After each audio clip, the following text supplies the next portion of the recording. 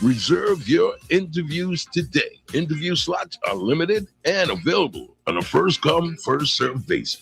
Reach voters across the Virgin Islands, sharing your qualifications, campaign priority, vision for the territory, community solutions, goals, and accomplishments. Connect directly with an engaged audience and inform voters ahead of the 2026 election. Call 340-774-1340 extension 0. Meet the candidates. Inform, engage, empower, giving candidates a voice and voters the information they need. Welcome to Meet the Candidates. And we got some special candidates today, and we'll be back right after this. Good morning. My name is Betty Leona Wilson. I was born on the island of St. Croix in the town, most beautiful town in the world of Frederiksted. I am here to ask you, support my candidate for governor and lieutenant governor.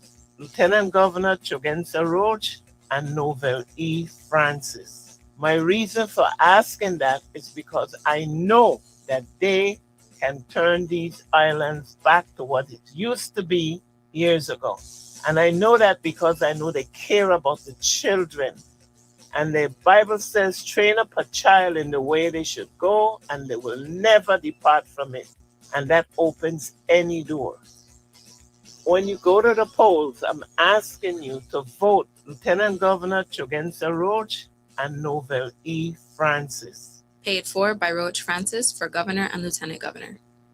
Greetings, Virgin Islanders. This is Tregenza Roach. And I'm Novelle Francis Jr. For generations, Virgins have understood a simple truth. Change doesn't come from the top down. It comes from the bottom up. It comes from us. Now, in these final days, you're going to hear a lot of campaign noise, a barrage of negative ads, attacks designed to distract you, to discourage you, to make you forget what's at stake. Remember what this election is about. Selecting leadership that you can trust with your family's well-being and who will protect your children's future, not their own personal ambitions. Early voting begins July 20th to July 29th. And on Saturday, August 1st, Novelle Francis Jr. and I ask that you please vote number 1 on your ballot. So make a plan to get to the polls, because when we show up, we win. Always serving you with purpose. Now let's go vote. Paid for by Roach Francis for governor and lieutenant governor. And we got to say a special good morning, Lieutenant Governor Roach and Senator Francis. Good morning to Meet the Candidate.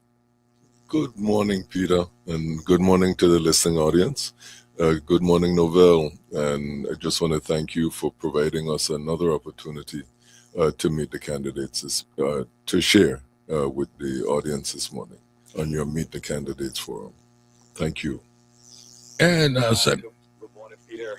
Thank you for the opportunity again to be on this platform. I'm Novelle Francis Jr., and I look forward to a robust discussion this morning. Of course, good morning to your listening audience as well. great. Well, I'll give you, Lieutenant Governor, your presentation, and then we'll talk. So we want to just meet your audience this morning and share again this very unique team of Roach and Francis. We have spent about a good year talking about this run for governor and lieutenant governor. And you have a unique team. In Novelle Francis, you have a person who has put his life on the line in the protection of the citizens of this territory, the residents of this territory, for decades, running a major department in our government, the Virgin Islands Police Department, and still bringing additional public service in our community, and being a small business owner and entrepreneur as well. In me, you have a person who has served in every branch of this government, the executive, the legislative, and the judicial, and as well the private sector. So we bring a variety of work experiences to bear on this challenge of providing leadership for the people and government of the Virgin Islands. The Roach Francis team intends to put a particular focus on the island of St. Croix. My running mate, Senator Francis, was the one who advanced the legislation, setting out the expectations and the possibilities all contained in the development of the South Shore of St. Croix. You hear other candidates talking about it, but here's a person on this team who has authored this legislation, and we fully intend to bring the South Shore of St. Croix into bear on a significant economic potential for the island of St. Croix and for the people of this territory. We plan to address utilities. WAPA, again, I say to you, you have one WAPA, and you can tell that the difference in experience of St. Croix and the district of St. Thomas St. John. St. Croix has fewer island-wide outages than this district, and the clear factor is the amount of renewable energy. Almost half, no, more than half of the peak load of St. Croix is generated by solar. And so that diversification of the grid that allows for maintenance of the other units is what we want to see happen in the St. Thomas St. John district as well. We also have an expectation of focusing on growing our economy by putting again an emphasis on both agriculture and aquaculture. We had one of the best aquaculture programs in the territory, in the country, where people were coming to the territory from any number of countries to learn the aquaculture techniques that were being taught at the University of the Virgin Islands. And we want to see the restoration of healthcare, including the building of the hospitals that have already been awarded on the island of St. Croix and on the island of St. Thomas, the Susanna Burke Clinic on St. John. We expect to have the cancer unit, the Kimmelman Center, back online in a matter of months. We want to forge forward with the completion of the medical school at our university, which we believe will change the entire health landscape. Many persons do not know that the Croix, the Classroom and Administration Building on St. Thomas, the Cardiac Center on St. Croix, and when we see all these pieces coming together and working together to really transform the healthcare industry. Because of my running mate, we'll have a special focus on crime and public safety in the territory. And I'm going to pause here and give him the opportunity to share as well on his vision of the platform for this team. Thank you very much, Lieutenant Governor, and I look forward and I'm truly honored to serve with you.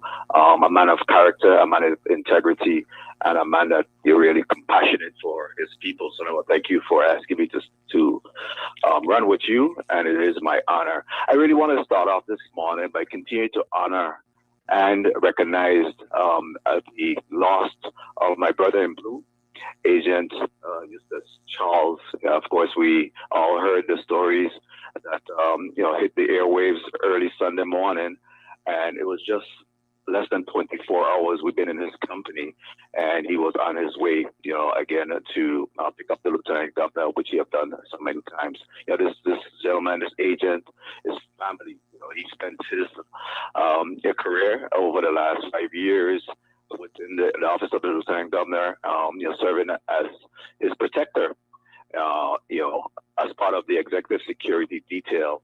And it just reminds us of how fickle and fleeting life is.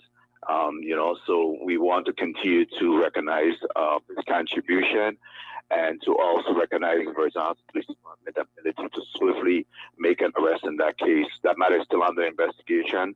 I want to implore the community that anyone with information regarding that crime or any other crime, we've had several homicides, recently in the Virgin Islands. Please contact the Virgin Islands Police Department. Contact your favorite officer. Contact your pastor or clergy, whatever means, so that you can pass that information on. Because the Virgin Islands Police Department need all hands on deck as they endeavor to solve this particular crime. As the Lieutenant Governor have indicated, we have had a lot of discussion over the last year in respect to how do we improve the quality of life for people here in the Virgin Islands. When he asked me to run with him, he didn't ask me for loyalty to him. He asked me that how can we collectively and collaboratively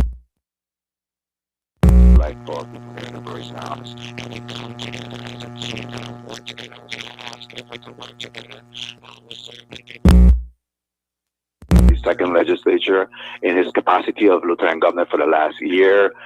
We have had many dialogues, interaction. I certainly have had the opportunity in my capacity as Senate President twice to be able to serve as the acting governor and whenever the governor had gone off island. Then the lieutenant governor steps up as the acting governor, and the Senate President would then take on the role of acting lieutenant governor. So I've had the opportunity to be and have a front-hand seat of the role functionality of the lieutenant governor's office, not to mention that I was also instrumental in working with the Division of Banking and Insurance in their accreditation, moving legislation towards the accreditation of the lieutenant governor's office.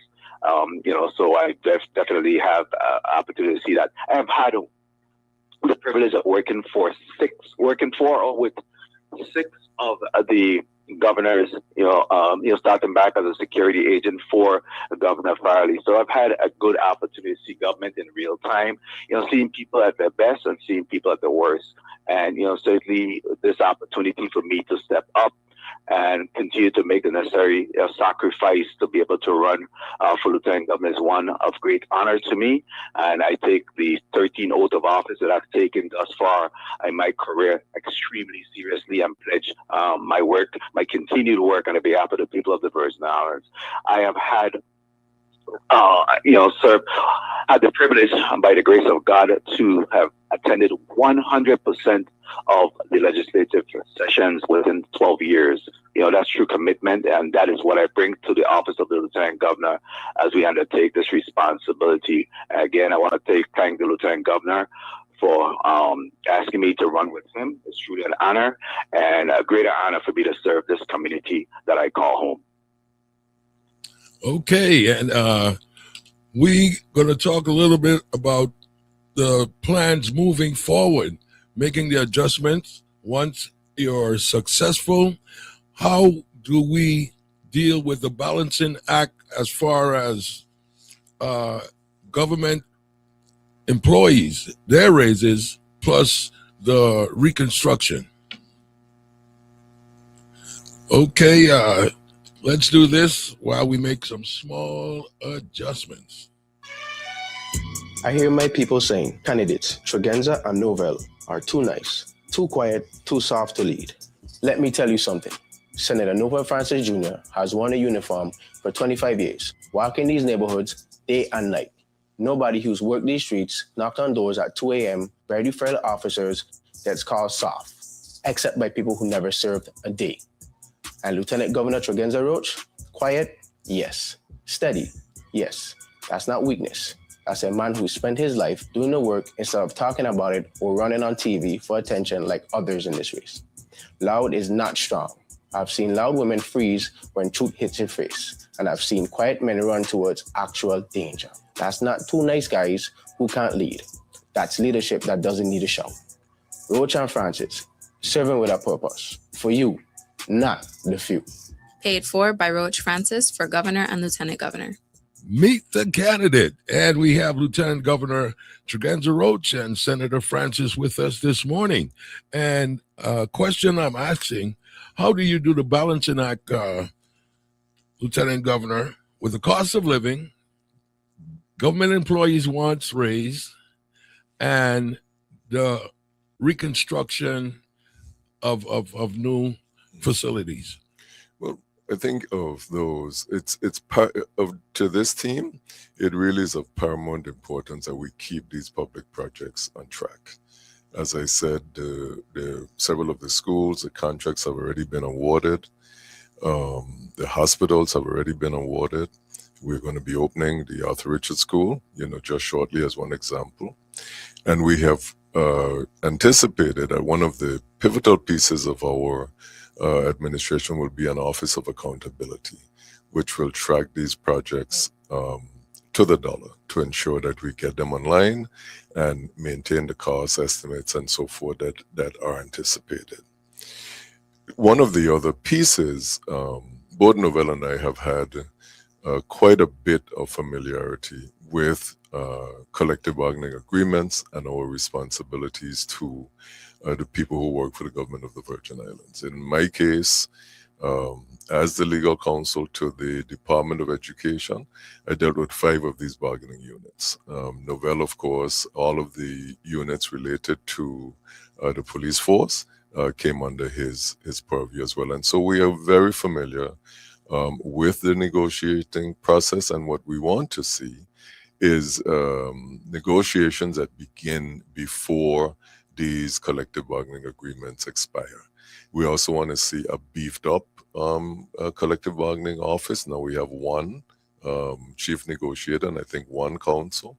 And so getting a staff that is able to participate in this review of collective bargaining agreements before they expire will be critical as well. So we intend to get to the bargaining table with government employees and to address their issues concerning both working conditions and financing. One of the big pieces of the cost of living, you don't hear people complaining as much, but it's because they're praying that when they get home, the power is on.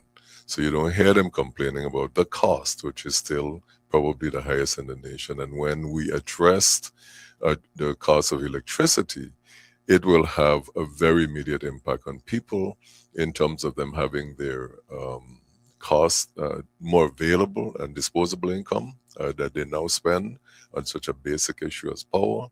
And of course, businesses which have these exorbitant bills. And I say all the time that the WAPA issue, the utility issue is of importance to everybody. Even if you have a business where you have solar, where you have batteries, where you have generators, if your employees can't get their children ready for school and then get to work, where's your workforce, coming to discharge the duties that keep that business running?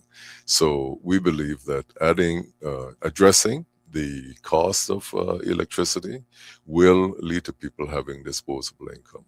We also want to look at our families, where many of our families are caregivers to either elderly or sick persons. And we used to have services that could come in as homemaker, caregivers. We want to see that expand. And we also want to see the restoration of some of these care centers, these senior centers where people used to go. The one at Anna's Retreat that closed because they were going to restore it, but never opened, never reopened. These are some very practical ways that I think we can have an impact on people and on their cost of living as we come into that first 100 days of our term. There are also a lot of government revenue that is not collected, whether it be the hospitals or whether we look at how gross receipts are calculated and whether this on a system that basically we live on could receive additional support. So there are other monies coming into the government where we can look at providing relief to our residents as well. Let me ask a question. I think Novelle might have been trying. Okay, go ahead. Yeah, I just wanted to add that we ask individuals to continue to look at our record, what the work that we have done, to get us to this point. And when you talk about, government salaries, that is something that's very near and dear and very important to us. Certainly there was instances where we moved legislation to make sure that retroactive pay was paid. The governor had sent down a proposal to pay $25 million in retroactivity. We moved that up to, and I was one of the bill sponsor on that, to move it up to $40 million to pay retroactive pay. Most recently, we saw where we had minimum wage increase for government employees. Again, there was a proposal to move it from $27,000 up to $32,000. I moved an amendment to allow from the $32,000 to $35,000 because I felt that was a little bit more equitable in terms of what we're seeing with inflation. So whenever there's those opportunities that have been made available, and I ask individuals to just look at our record. Even at the legislature, I put in place, again, rules and regs that allow for legislative central staff employees to, on an annual basis, receive a 3% increase with a meritorious reward for exceeding standard, that they could get up to 6% based on evaluation by their directors and supervisors. So we truly believe that government employees have to continue to be paid adequately, and we will take that same type of energy and interest into the governor and lieutenant governor's office as we take office in January 2027. And how do you continually keep employees on top of their game as far as retraining, check and balance? How do you do that? Do you have a plan to do that? Yeah. Well, Peter, one of the, when we passed the bill for free tuition at the university, it really was a workforce development measure as well, because it applies to everybody. It doesn't just include people who graduate this year or last year. If you meet the criteria, which meant you attended a public school of the Virgin Islands for at least 3 years of your education, and you don't have a bachelor's degree, then those persons are eligible as well to enroll in the program. A piece of it was to also bring in the Department of Labor, the Virgin Islands Economic Development Authority, and the university in a council to really talk about whether we are addressing the workforce that we need today and the workforce of tomorrow. We also acted to remove the costs associated with pursuing the vocational certifications. So if you attended like any of the graduations this year, particularly CTEC on St. Croix, you saw these numbers of people almost filling the auditorium that have certificates in whether construction management or electrical or plumbing and other related industries. And we want to see that happen because part of this economic development piece is how do people avail themselves of other opportunities, and where we have full employment so that any person in the territory who needs work, who wants to work, is able to do that, and is probably able to approach it from multiple perspectives. The industry days that we had about bringing in local contractors to make sure that some of these bigger awards bring in the local subcontractors, whether we find a way to assist those with bonding capabilities that don't exist now, or preferred bidder status, or make sure we're relying on local distributors, local suppliers for the materials that are needed. All of these are involved in getting people in. And the retraining, we want to put a special emphasis on that, because this is an economy that we want our local people to take advantage of to the greatest opportunity. Great. Workforce. Let's talk a little about what adjustments. It's not a perfect world. Our situation is not perfect. What adjustments you would make, being that you've been in the administration for the past 8 years, thereabout, to say, okay, these are changes that's necessary and adjustments we're going to make. Share with us your point of view. Well, an adjustment I think that is really important is accountability. I mean, that's a big part of this administration that we propose. And that would involve beefing up things like the white collar crime unit at our Department of Justice, beefing up the staff at our Office of Inspector General that at any point can audit public projects or respond to allegations of wrongdoing. We want to increase the amount of ethics and conflicts of interest training that we provide for our employees. We want to centralize the management of federal grants in a different kind of way to put more emphasis on a uniform approach to monitoring and spending grants with the Office of Management and Budget playing a pivotal role in seeing that happen. So accountability is a big piece of our administration.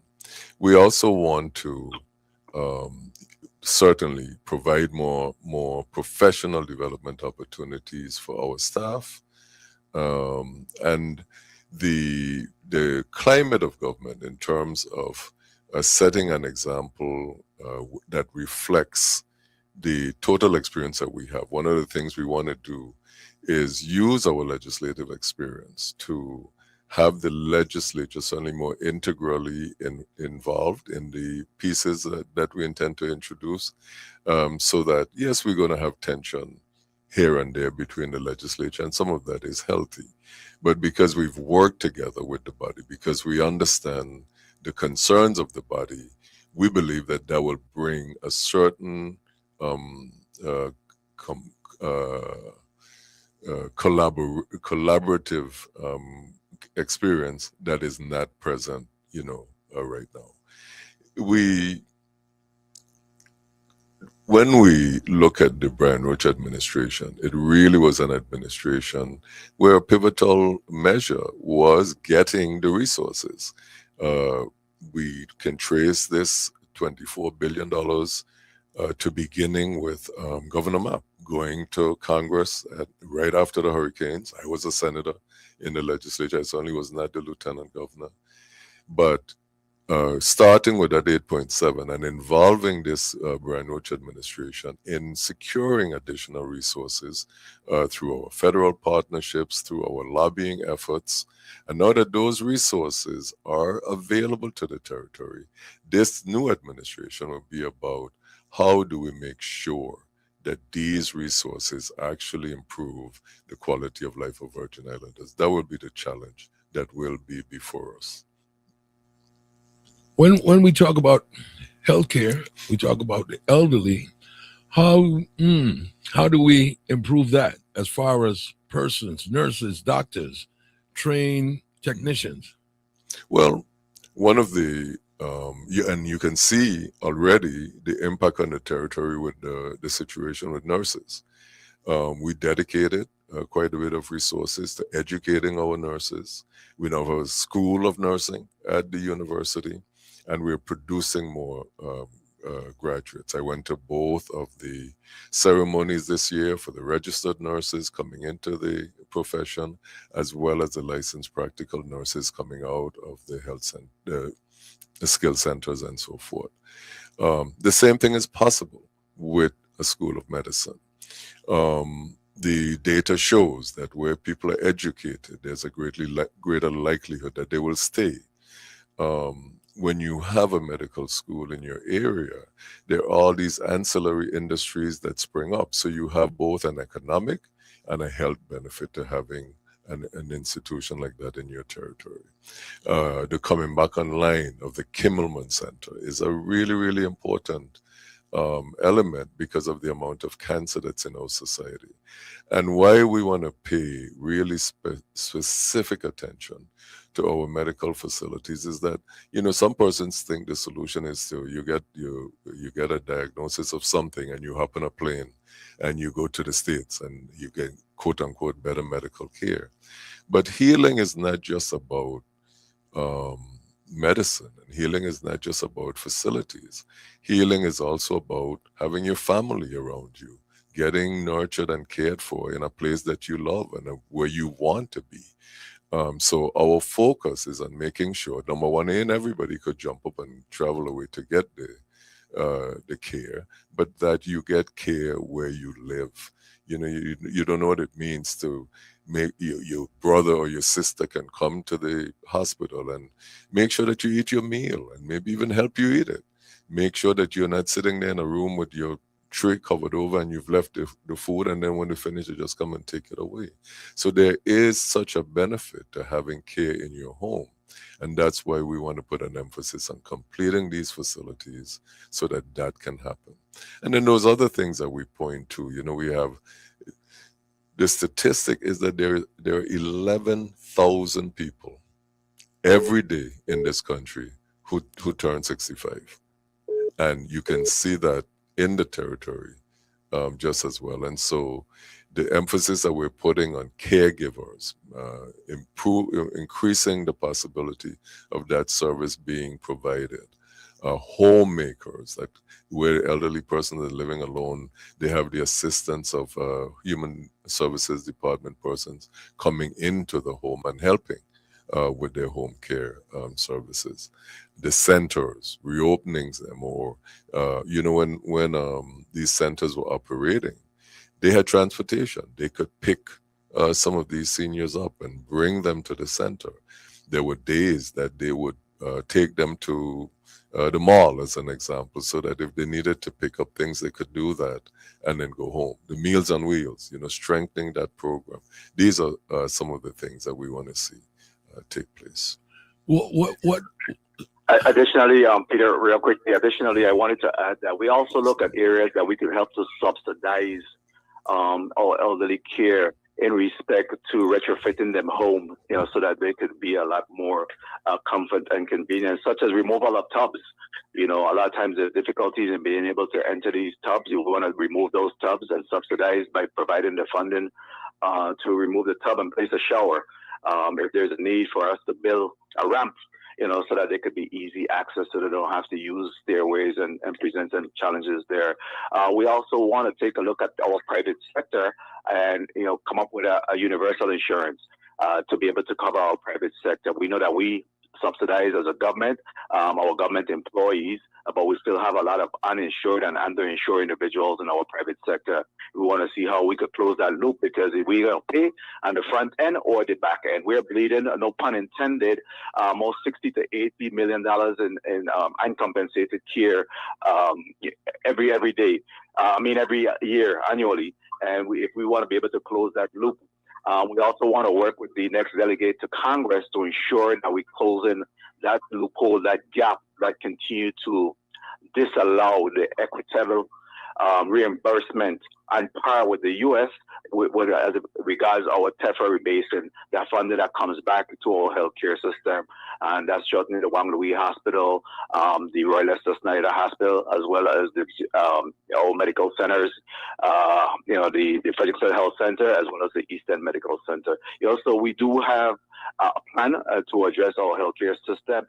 We have also even discussed, when we talk about quality health care, we can't leave out our acute health care and our urgent care center. They should all be a part of that, as well as telehealth. Telehealth can be critical in the next administration, as well as we are able to address some of those specialties that we don't have here locally, and even developing a private partnership in those areas of specialties that we can't provide here in the Virgin Islands. But the bottom line is that we can't continue to bleed. There's this $80 million. We want to be able to spend that money and have it circulate here in the economy of the Virgin Islands. And one of the things I was thinking about was the uninsured. How do you break that gap, from those who are not insured, but hey, every day ends up in the hospital in a crisis one way or the other? Talk about it, we really have to talk about the root of it. And there's very little understanding about how these things are connected. When the Affordable Care Act went into effect, resources were not provided to the territories on a level of helping them to establish the marketplaces that affect people being able to get an insurance policy in jurisdictions on the mainland. So if you look at when the Affordable Care Act went into effect, it mirrors about the exact time that some of these companies that provided an individual health package left the territory.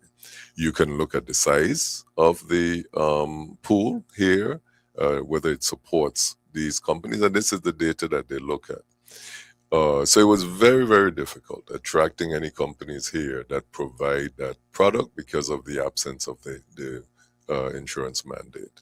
We were successful in getting a company to come and do that. We went as far as Trinidad to have conversations with the company that provides the policy of the type we're talking about in the British Virgin Islands. So two things. One, we learned that the BVI market, which is even smaller than ours, has such a policy. because the government of the British Virgin Islands subsidizes it for its population. So that's one thing. We did get a company to come. However, and at the very onset, the policies were a ranging price somewhat similar to what we pay for the government of the Virgin Islands. But the company just kept asking for additional increases, like increases every year, to the point where their numbers of policies were decreasing and they really weren't growing the market to our satisfaction. And at the end, I guess, when they thought it was an election year and we would agree to just whatever rate increases they asked, they said if we didn't grant the increase, they were going to go out of the territory. We gave them a modest increase to match the cost of inflation, and they still went. Now we're talking with another company that is interested in providing this package, and my staff has already made the contact with them and are already talking about what the commitments are that they need to make in order to have this happen. But one of the things we've talked about in approaching this Roach Francis administration is whether we might try to offer through the government a package, a plan to have health insurance for our entire population, which requires us to look at subsidizing it in a way that the British Virgin Islands has. We've talked about one of the measures might be to approach the Department of Interior, and because of the special circumstances, have them participate from a financial place of supporting us in undertaking this endeavor. And it would mean then having a package, an individual health insurance that all of the residents of the territory could buy into. This is one of the pieces that we want to explore to address the uninsured population, but we still have to look at what brought us to this place and what some of the efforts have been to address it. Okay, let's Senator Francis.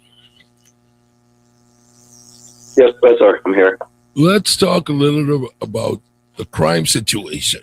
Being that you're an experienced person as a former commissioner in police, let's talk what approach would your administration take in curbing crime?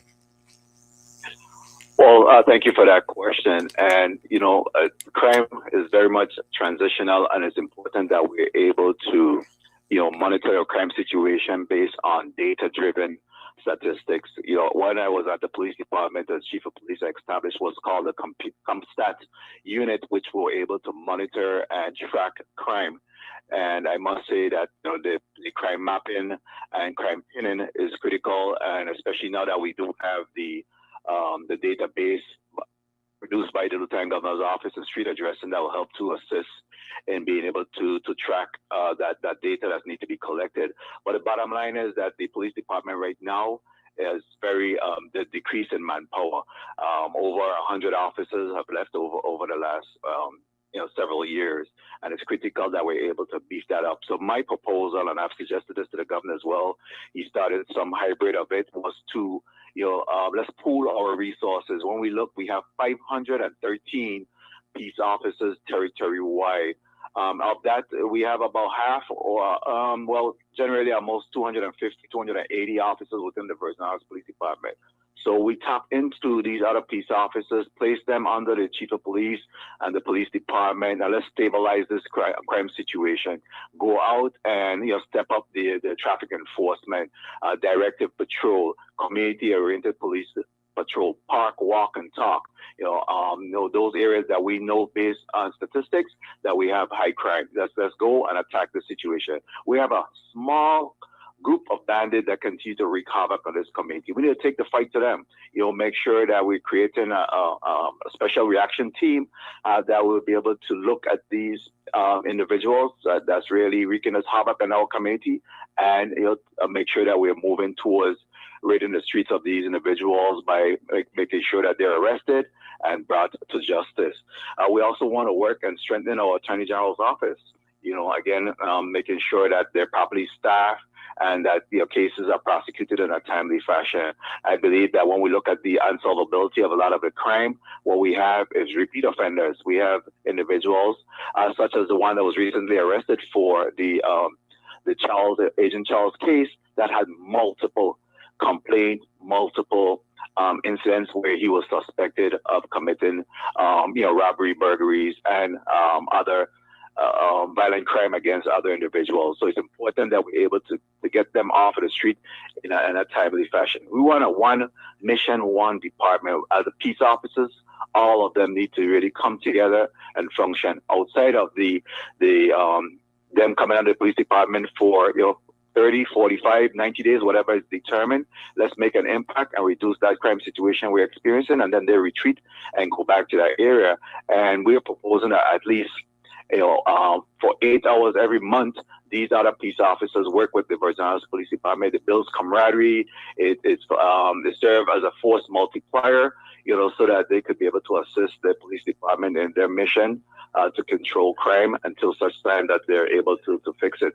We also want to continue to create a steady pipeline and look at the reason why so many of our officers are leaving, and make sure that we build that pipeline by having a pre-cadet program, getting individuals into the department. One of the first hire that I had within the Virgin Islands Police Department was a police psychologist. That's no longer there within the police department. Now they're contracting that service once again. We have individuals, we have 14 applicants I'm aware of today that is really awaiting psychological evaluation to enter a police class. We have to prioritize these matters, get these people trained up, and get them into the police department. We also have to continue to build the trust of the police department that when a citizen calls 911, they know that the information that they provide will be confidential. It'll be followed up on, and whoever is responsible for the crime based on that information is arrested in a timely fashion and brought to justice, so that we don't continue to see this discouragement of our citizens coming forward. In this community, we have to continue to build trust across the board at all levels, and accountability, again, drives trust and hold people responsible for that.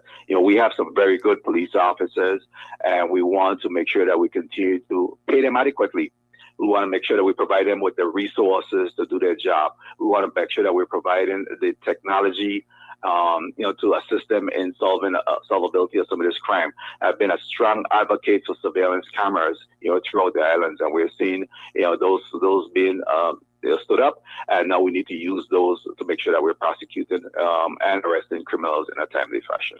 So those are some of the ideas. There's much more, because it's really a multifaceted plan, and we do have that in our platform, and that I'll encourage individuals to look at. It's the roachfrancis.com platform, where we go into details of how we believe we could be able to impact this crime situation that we're experiencing. Great. And increasing the recruiting aspect, I think we need to take it into the high schools, elementary schools, same for nurses, police officers, to get the youngsters exposed to the service areas that needs to be filled. Lieutenant Governor? Correct. That's what the pre-cadets program will provide. We also have an EMT program that Senator Gittins has proposed as well in the health school to create a pipeline for our EMTs as well. So yes, we need to pursue those. And I would add, thank you, Novelle. And one of the pieces that is also very important, and I think Novelle might have touched on it, is the use of technology, in crime fighting as well, and making sure these ticket readers or the cameras because it's not just one set of crime we're talking about, it's every crime. And some people, we have this every year. We have to, when we talk to the new police officers about getting into service, when the graduates, it's like people want to tell you what crime to go look for. They don't want you to chase them down or ticket them for running the red light, but they put people in jeopardy, accidents, pedestrians, etc. So that use of technology is important. And I'm glad you touched on that, Peter, about how important it is to get young people interested in these careers. And emphasizing the cadet program in schools, that we're talking about getting young people interested in careers in law enforcement. But the same is true for farming. The same is true for education. Our average farmer, they're up in their 50s, some probably 60s. So the greenhouses that we're going to have in schools, the farm to table, where children students get the experience of growing their own food and understanding how important that is to the food chain. And I tell people all the time, if you had any connection with the university, once upon a time, the School of Education would be one of the huge participants in the graduation ceremonies, or with a number of people going into both teaching and into school administration. Now we see 4 or we see 5, and they have attempted to address this by having programs in school where you can nurture educators and get young people interested in teaching careers. Because it certainly is a different climate when once upon a time, our parents will come to school and ready to reinforce whatever discipline the teacher wanted to see happen, versus a climate where people are coming to school wanting to fight the educators. So we have to really address that, and these are ways in which that is possible. If successful, what investment would you make in instructors for after school professional people to train these young people of ours? That's an important part, because so many of them do it on a volunteer basis. Some of these coaches and these other people who support our students, they put their own resources to bear in supporting our students, and we have to look at how we support them financially, and also how we make resources available to our students when they have to travel and participate, whether it be Little League or other types of sporting activities that help to build their character and expose them in a way that they might take advantage of careers in sports. So looking at stipends to support the teachers, particularly through teachers and coaches, particularly through some of the Impress funds that the schools receive, and supporting that in different ways. We do intend to do that, because many of these persons, they stand in as parents and guardians to some of these young people, and we ought to make sure that they are considered and adequately treated well with regard to the great sacrifices that they make. So certainly that would be a component. Additionally, from the legislative perspective, we fund nonprofit and after-school programs at about $5 million. I believe that there's time for us to perhaps double that, because it's a worthwhile investment. And, it's kind of minimize where we've seen that our students got to sell water on the roadside in order to be able to travel and be able to function in some of these after school and civic organization. I truly believe that they could spend a lot more time preparing, training for that, and they're going, rather than having to be on our street corners trying to raise money. Yes, the investment needs to be that they make some self-commitment, but that commitment should really be about training up themselves to go up and compete against other teams, rather than having to sell water on our street corners. We really have to close that loop on that. Education get a large amount of funding from the government, and how do we parcel out some of that to make sure that our students are well prepared interscholastically and allowed to be able to train up to go up against other teams. Okay, we're just about running out of time, but hey, the floor is yours, and you can just share again the platform and what you want to let the people know. I'm going to let Novelle go first in the wrap-up. Novelle. Thank you very much, Peter, for this opportunity to talk to the audience. We have been on the radio all week, just really driving home, what the Roach Francis team represent. Unfortunately, we still have a clock to punch during this campaign cycle. We still have to go to work. My lieutenant governor still have to do his function. I, as the budget chair, continue to conduct legislative hearing, but it's important that we're able to reach out to the community. Again, we believe that this is the best prepared team to take us into the future. We have certainly done the work of consistency, not just take our word, please evaluate our record, look at our platform. And, again, this team is about consistency. It's about trust. It's about integrity. We want to continue to be forthright and honest with our community. We want to create transparency, real-time data information that the public could be able to view online platforms so that they could track and be able to hold us accountable. We want to continue to be accountable to the people of the Virgin Islands. We ask you to, consider voting for number one, the Roach Francis team. We're serving with a purpose, and it's certainly for you and not for the few. Thank you very much for this opportunity, and I want to say God bless the Virgin Islands. We look forward to your vote, and at the conclusion of the primary date, which is tomorrow, we believe that we'll be totally victorious and be prepared to take on the next cycle of this election. Thank you, Novelle. And I want to say that I appreciate you for starting out with a reference to Officer Charles. I was absolutely heartbroken at his passing. And knowing that he was this pillar, for his family and for this community. Again, a person who every day went out and put himself on the line for the people of this territory. Are grateful for his good work, and we will keep his memory alive because of the great work that he did and for all the people whose lives he touched.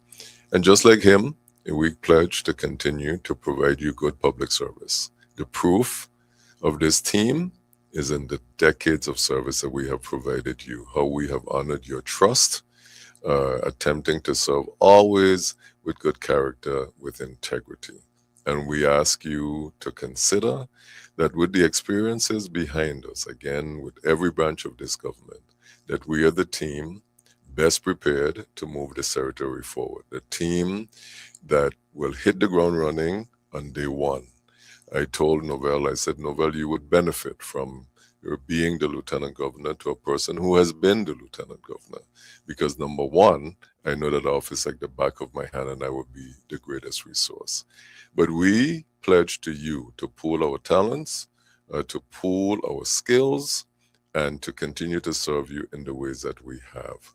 We have a platform outlined that will address critical issues, will explore and commit to the development of St. Croix with special emphasis on the South Shore legislation that Novelle authored, and to see that island benefit from the many possibilities of manufacturing and transshipment and power production that are encapsulated in the South Shore legislation.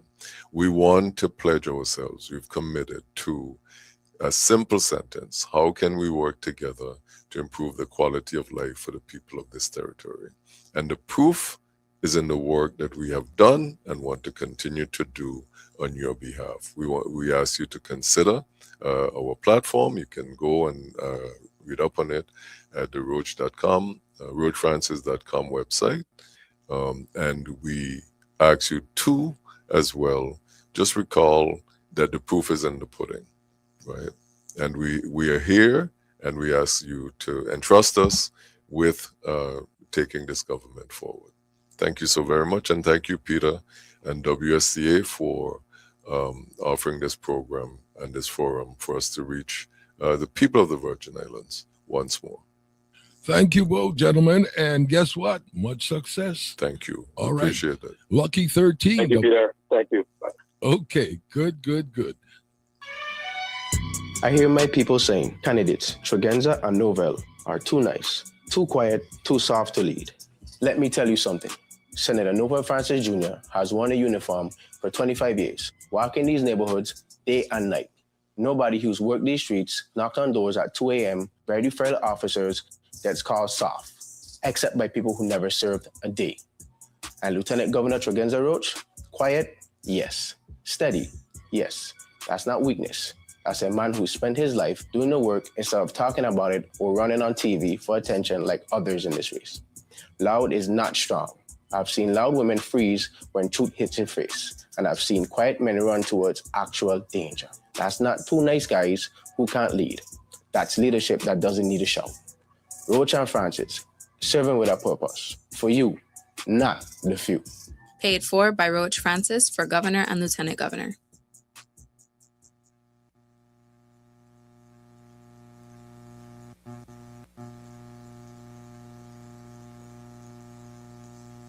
Somebody say, Roach and Francis. Somebody say, let me hear you say, everybody say, Roach and Francis. Transparency, our team we could trust. Humility, putting people first. Integrity, they're fighting for us. Serving with a purpose, fighting for the people, working with a purpose, for the Virgin Islands. Vision for the future, let's do make it better. We feel I will prosper. Transparency, our team we could trust. Paid for by Roach Francis for Governor and Lieutenant Governor. Keep your radio locked right here all summer long. What a great idea! The People Station, WSTA.